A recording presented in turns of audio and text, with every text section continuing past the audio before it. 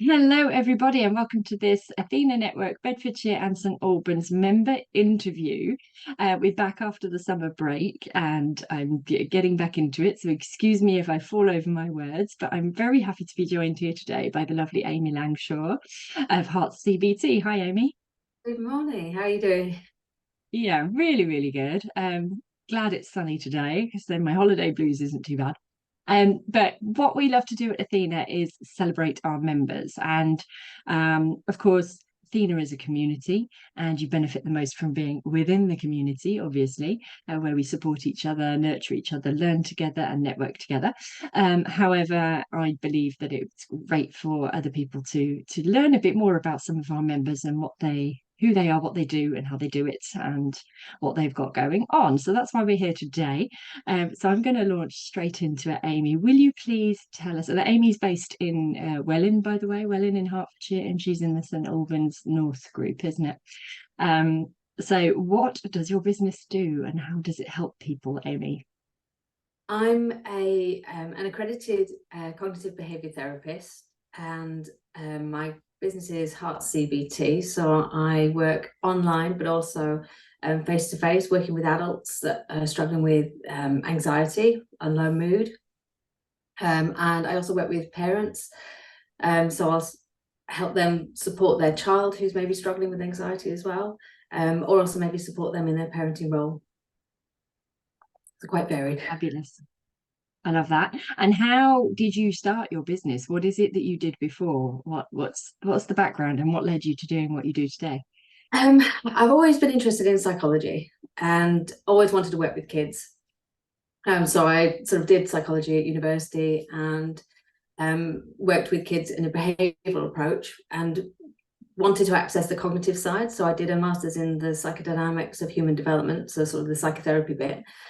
And then started working with that, but then missed the behavioural side. So after doing something completely different, some admin with my husband, and having my own kids, I then came back to university and retrained in the CBT, which brought the cognitive and behaviour side together, and sort of fell into it really.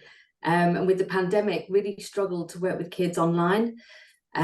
So I started training with working with adults, and it worked really well, and also working online worked really well with them as well. So I've sort of wanted to work with kids and ended up working with adults, but I still sort of work with kids in a roundabout way, working with the parents. So I've still got a sort of early intervention prevention. Absolutely. So that must be challenging, actually, um, because when you're working with a child, it's important to work with the parents as well. And so, do you do a combination of, has that led you to doing a combination of online and in-person work then? Yes, yeah. I think a lot of people still like a bit of a mixture. Some people want to meet me for the first one face to face, and then work on Zoom after that, because it helps with sort of working, doing sessions in lunch hours or around child pickup and school times sort of thing.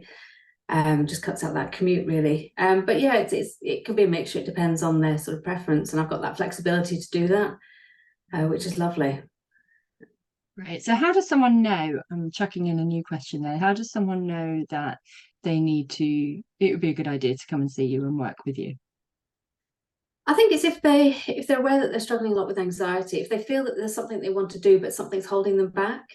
For example, the lockdown. A lot of people thoroughly enjoyed the lockdown because they weren't having that pressure of socializing, and then all of a sudden life is getting back to normal, and they find it very difficult to then to go back into the office or go to those parties or catch up with friends. There's something stopping them, and that might be the anxiety. So it's helpful then to work with a therapist to sort of try and work out what is causing those barriers for moving forward and holding them back.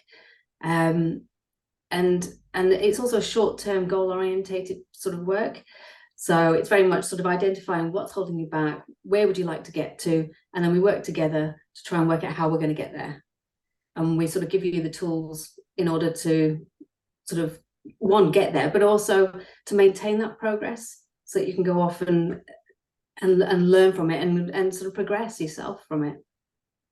And so you help people understand what is triggering certain feelings and anxieties, as it were. Is that right? Yeah, yeah. It's sort of looking at the triggers. It could be anything from sort of their thoughts, their behaviors, maybe the physical response to that anxiety or their emotions. It's a bit of a puzzle really, and it's just helpful just to bounce ideas off of each other and just try and work out what's holding them back. And recognize that pattern. Every time this happens, or every time I feel this way, this has happened, or this has been said or done, or this Yeah. situation. Um, and so you joined Athena a couple of years ago, didn't you? So why did you join Athena, and how do you enjoy it? Yeah, well, somebody who was already part of Athena mentioned it years ago, and I wasn't really in a good position to join because I didn't have my own business. I was just working with my husband. I didn't know a lot about his field of specialism, so it wasn't for me. So then when I did the CBT, I thought now would be a good time because I know a lot about CBT, but I have no business sense. And also I found through my training, it was very isolating. It's brilliant working for myself and it fits around my life and childcare, but I needed that interaction, the sort of meeting over the tea breaks and things like that. You don't get that when you work by yourself. So I got in contact with yourself and sort of had a go in the first meeting and loved it. I just found it really, really useful, just to gain a bit of that business sense, and to share my ideas and then hear ideas from other people as well, and just get that sort of general support and friendships. And it's not just all online either. It's having those one-to-ones outside of the meetings, meeting face-to-face over a coffee, or I think you were mentioning about going for walks as well, networking. Sounds brilliant. Yeah, we've got a couple of those coming up, which is going to be fun. And you've got some collaborations, haven't you, that you've actually been able to put together with other members? Yeah, so I've obviously met lots of different people from different backgrounds, different businesses. So yeah, we found some common ground. So we're doing a stress workshop coming in September with two other colleagues, and I've also been able to get some support, possibly to do a parenting conference next year and learning about all that Eventbrite and all that online system. And just with marketing, I've had a lot of support with that. But I've also found it's been really helpful being part of other people's journeys and seeing how their business has grown and being a part of that as well, where you can support them on social media. And I get really excited, actually, to be honest, about other people's businesses and just seeing how they develop and sort of feeling that everyone's part of everybody's journey.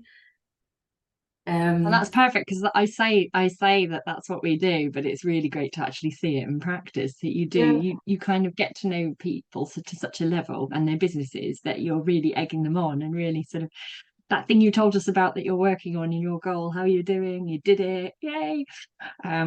There's a lady in particular in utilities, and she had a particular goal, and she told us last month, at the last meeting before the summer, that she'd blown through the goal, and it was like, oh my god, well done.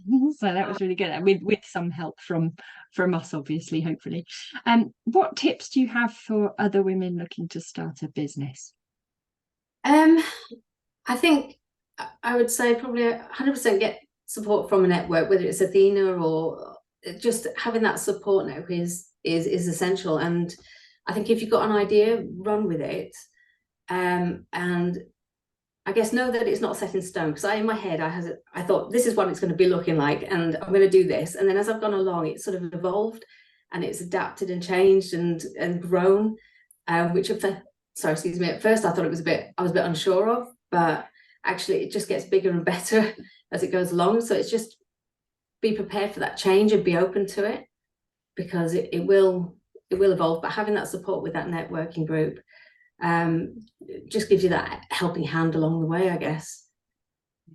Yeah, I love that. I love that you picked building your network as your tip for someone starting a business. It's so true, isn't it? We see people getting wrapped up totally in sorting their websites out and their materials and this, that, and the other. And then there's no network, there's no business, there's no pipeline. So you've got to nurture that at the same time, haven't you?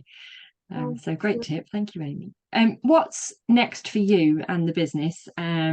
what have you got going on that people can interact with? Tell us more. We've got the stress workshop coming up. That's going to be in October, so we'll advertise that from sort of September. That's going to be a face-to-face workshop in Welwyn City, and I've got hopefully going to be putting a lot more resources on my website for parents to access, and for adults as well. And I'm going to be doing some similar sort of interview things, because for me, when I was trying to work out what I wanted to do with my career, I found it very difficult to understand the differences between psychologists and therapists and all these different well-being professionals. And so for somebody seeking that